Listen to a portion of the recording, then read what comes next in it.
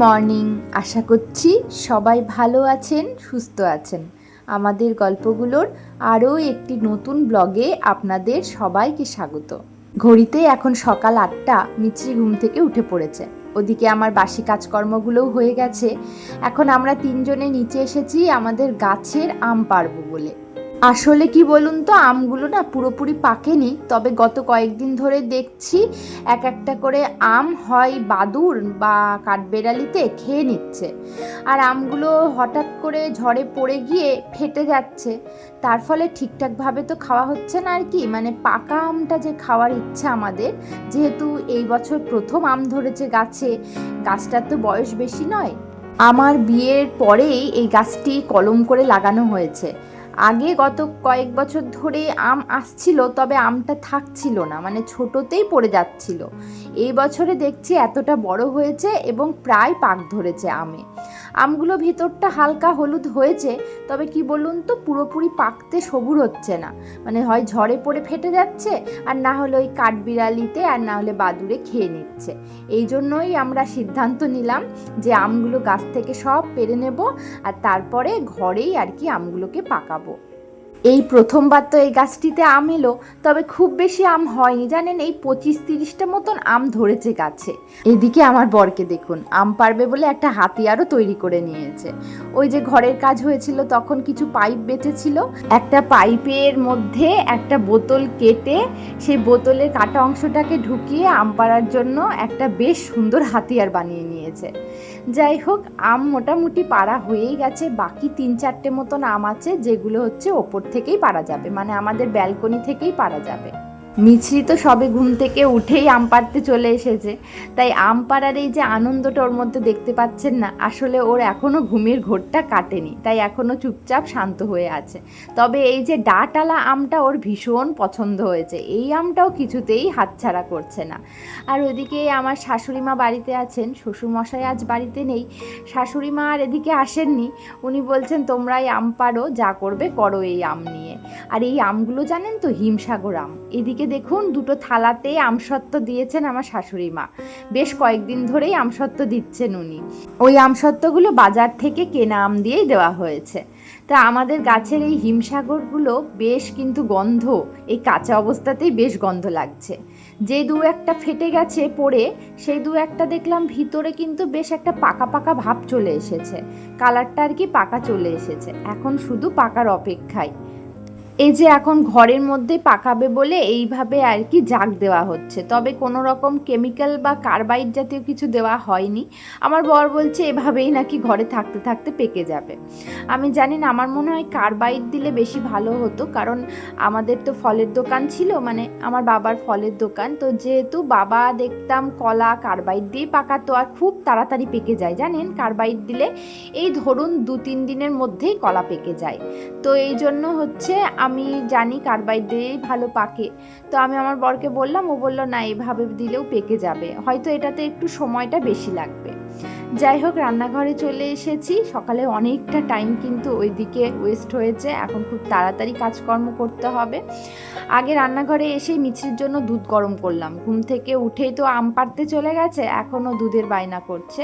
তো ওর দুধটা দিয়ে এদিকে আমি চলে এসেছি, আজকে করব মুসুরির ডাল। আসলে গত কয়েকদিন ধরে যেহেতু ওই নিচেই ডাল করা হচ্ছে, আর যেহেতু শ্বশুরমশাই মুসুরির ডালটা খান না, সেহেতু এই কয়েকদিন ধরে কিন্তু আমরাও মটরের ডালই খেয়েছি। তো মুসুরির ডালটা অনেক দিন খাওয়া হয়নি দেখে শ্বশুরমশাই বাড়িতে নেই, আর শাশুড়ি মা না মুসুরির ডালটা খান, ওই জন্যই আমি আজকে মুসুরির ডাল রান্না করছি। আজ ভাবছি একটু ঝিঙে দিয়ে মুসুরির ডাল রান্না করব। ঝিঙে দিয়ে মুসুরির ডাল করলে খুব ভালো লাগে, তবে এটাতে যদি একটু পেঁয়াজ দিই তাহলে আরও বেশি ভালো লাগবে। কিন্তু যেহেতু শাশুড়ি মা পুরোপুরি নিরামিষ খান, মানে পেঁয়াজ রসুন এগুলো কিন্তু একদমই খান না, তো সেই জন্যই ভাবলাম যে ঠিক আছে চলুন আজকে আর পেঁয়াজ দিয়ে করব না, আজ হচ্ছে একটু এমনি নিরামিষভাবে ঝিঙে দিয়ে মুসুর ডালটা রান্না করি। শ্বশুরমশাই বাড়িতে নেই, তাই শাশুড়ি মাকে আর ডালটা করতে দিলাম না, বললাম যে তুমি তোমার মতো একটু নিরামিষ কিছু রান্না করো। আর আমরা উপরে মিছরির পাপা হচ্ছে চিংড়ি মাছ নিয়ে এসেছে, তাই ভাবছি চিংড়ি মাছ রান্না করব। তো এঁচড় নিয়ে এসেছে, প্রথমে তো ভেবেছিলাম যে এঁচড় চিংড়ি করব, তারপর ভাবলাম না এঁচড় চিংড়ি করব না, ঘরে একটা নারকেল আছে ওটাকেই ভেঙে একটুখানি করব হচ্ছে চিংড়ির মালাইকারি। তো এদিকে আমার ঝিঙেগুলো কাটা হয়ে গেছে, আর এই ঝিঙের খোসাগুলো দেখেছেন তো একটা যত্ন করে প্লাস্টিকের মধ্যে রেখে দিলাম। আসলে ভাবছি না এগুলোকে একটুখানি মাটির মধ্যে দিয়ে একটু জৈব সার মতো তৈরি করব। অনেক দিন ধরেই ভাবি যে গাছগুলোর জন্য জৈব সার তৈরি করব বাড়িতে, কিন্তু হয়ে ওঠে না, ওই ভাবনাই হয়ে যায়, মানে সেটা আর কার্যত হয় না। তো আজ ভাবলাম ঠিক আছে খোসাগুলো রেখে দিই, এবার করব জৈব সার, করতেই হবে। তো এদিকে ঝিঙেগুলো সুন্দর মতন লম্বা লম্বা করে কেটে নিয়েছি, ওদিকে ভাতও বসিয়ে দিয়েছি সকালের মতো। শাশুড়ি মা দুপুরের ভাতটা উনুনেই রান্না করেন প্রত্যেক দিন, ওই জন্য উনি উনুনে রান্না করবেন। আর শ্বশুর মশাই বাড়িতে না থাকলে শাশুড়ি মাকে বলি যে আমি যেটা রান্না করছি সেটাই খেয়ে নিক, মানে বেশি কিছু তরকারি এমনিতে উনি খান না, শ্বশুর মশাইয়ের জন্য বেশি নিরামিষ তরকারি করতে হয়, সেই জন্য আমি যা দু একটা রান্না করি ওনাকে দিয়ে দিই, ওনাকে খুব বেশি রান্না ওই জন্য করতে হয় না। কি বলুন তো, ওই নিচে করি বা উপরে করি আমাদের কিন্তু প্রায় একসাথেই হয়। আর আমাদের বাজার বলুন, মানে সবজি বাজার, মুদিখানা বাজার সবটা কিন্তু এক জায়গাতেই আসে, একদমই কিন্তু আলাদাভাবে কিছু বাজার করা হয় না, সবটা এক জায়গাতেই থাকে। আমি আমার সুবিধা মতন যেগুলো লাগবে নিয়ে নিই, আবার শ্বশুরমশাই শাশুড়ি মা ওনাদের সুবিধা মতন নিচে রেখে দেন, মানে নিচেই বেশি থাকে জিনিসপত্রগুলো, আমি যখন আমার প্রয়োজন হয় তখন উপরে নিয়ে আসি। তো এদিকে একটা নারকেল ঘরে কবের থেকে রয়েছে কিন্তু খাওয়া হচ্ছিল না, শুকিয়েও গেছে নারকেলটা। তো শাশুড়ি মা হচ্ছে নারকেলটাকে কেটে দিলেন, আসলে বাড়িতে আর কেউ নেই নারকেল কাটবে বলে। আর সত্যি কথা বলতে আমি চেষ্টা করলাম কিন্তু আমার দ্বারা আর ওটা হলো না, তার কারণ সত্যি গায়ে জোর নেই আমার, মানে নারকেল কাটতে আগে আমি কোনোদিনই পারিনি, চেষ্টা করলে হয়তো পারতাম। তো শাশুড়ি মা বললো দাও আমি কেটে দিচ্ছি। আর জানেন তো গ্রামের মানুষদের গায়ে একটা আলাদাই শক্তি থাকে, মানে সেটা আর আমরা পারবো না, মানে গ্রামের মানুষ বলা ভুল, যারা আর কি আগেকার মানুষ তাদের গায়ে একটা আলাদাই শক্তি থাকে। তো শাশুড়ি মা এই ধরনের কাজ তো আগে অনেক করতেন, তো এই জন্য ওনার একটা অভ্যাস আছে। আমার মাও পারে, এটা খুব ভালো পারে, আমার মা খুব তাড়াতাড়ি নারকেল ছাড়িয়ে ফেলে, কিন্তু এই গুণটা আমার মধ্যে নেই। যাই হোক উনি ছাড়িয়ে দিয়েছেন বলে আজকে আমি মালাইকারিটা করতে পারবো, না হলে তো অন্য কিছুই করতে হতো। আমার শাশুড়ি মা আর আমি একসাথে রান্না করি না ঠিকই, তবে আমাদের মধ্যে এই অ্যাডজাস্টমেন্টটা রয়েছে, যখন যার যেভাবে সুবিধা হয় রান্না করতে পারবো। আর তাছাড়া যখন দেখি বাড়িতে কেউ এসেছে তখন এক জায়গাতেও রান্না হয়, একটা অ্যাডজাস্টমেন্ট রয়েছে। তবে আজকে আপনাদেরকে একটা সত্যি কথা বলবো, এবং হয়তো এটা আপনাদেরও কাজে লাগতে পারে, আপনাদের জীবনেও কাজে লাগতে পারে যারা আমার মতন সংসার করছেন। তো এটাই বলবো যে হ্যাঁ এক জায়গায় রান্না করা যেতেই পারতো, যদিও আমিষ নিরামিষ তবুও কিন্তু উপরে আমি রান্না করি, নিচে করি না। তার কারণ হচ্ছে আমি চাই যে আলাদাভাবে রান্না করি, যে যার যার স্বাধীনতায় রান্নাটা করা হোক, মানে শাশুড়ি মা ওনার স্বাধীনতায় রান্না করুক আর আমি আমার স্বাধীনতায় রান্নাটা করি। আসলে একটা রান্নাঘরে দুই রাঁধুনি যদি ঢোকে সেখানে কিন্তু একটু ঠুকঠাক লাগবেই আর কি, মানে এটাই স্বাভাবিক। এমন না যে আমাদের মধ্যে অ্যাডজাস্টমেন্ট আছে বলে কোনো দিনই কোনো গণ্ডগোল হতে পারে না বা মনোমালিন্য হতে পারে না, এমনটা নয়, প্রত্যেকের মধ্যেই এটা হয়ে থাকে। এমনকি আমি আর আমার মাও যদি একই রান্নাঘরে ঢুকি আমাদের মধ্যেও কিন্তু গণ্ডগোলটা হবে। তো এটাই স্বাভাবিক, যে কারণে আমি এটাই সিদ্ধান্ত নিয়েছি যে উনি ওনার স্বাধীনতায় রান্না করুক আর আমি আমার স্বাধীনতায় রান্না করি।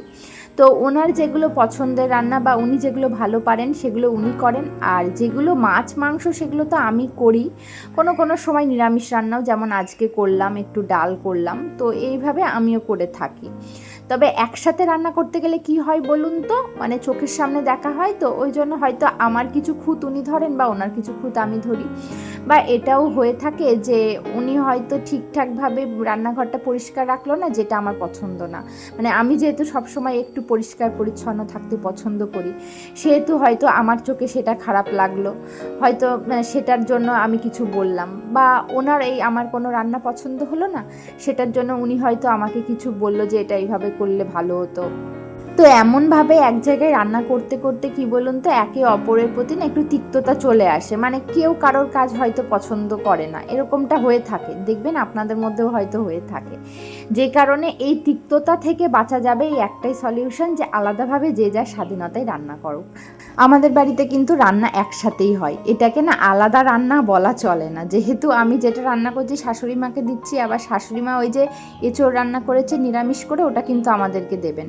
আর আমরা কিন্তু এখন এই গরমে নিচে গিয়েই খাওয়া দাওয়া করছি, সকালে খাওয়া দাওয়া, দুপুরে খাওয়া দাওয়া সবটাই নিচে গিয়েই করছি, কারণ দুপুরের দিকটা প্রচণ্ড গরম হচ্ছে, টিনের শেড যেহেতু। তো সেই জন্য রান্নাবান্না হয়ে গেলে স্নান টান করে কাজকর্ম শেষ করে আমি কিন্তু খাবার নিয়ে নিচে চলে যাই।